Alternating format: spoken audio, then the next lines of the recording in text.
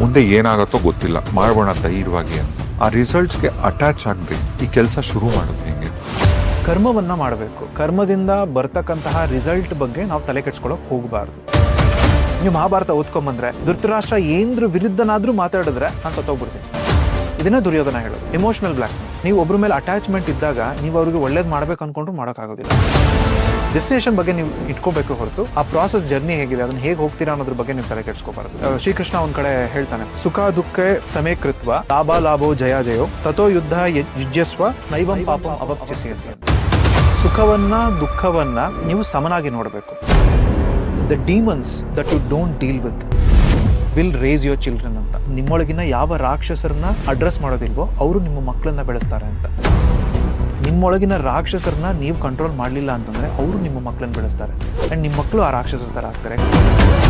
ಕೆಲವರಿಗೆ ತಿನ್ನೋದು ಸುಖ, ಇನ್ನು ಕೆಲವರಿಗೆ ಟ್ರಾವೆಲ್ ಮಾಡೋದು, ಬೇಕಾದಂಗೆ ಬಟ್ಟೆಗಳು ಹಾಕ್ಕೊಂಡು ಫೋಟೋ ಶೂಟ್ ಮಾಡಿಸ್ಕೊಳ್ಳೋದು.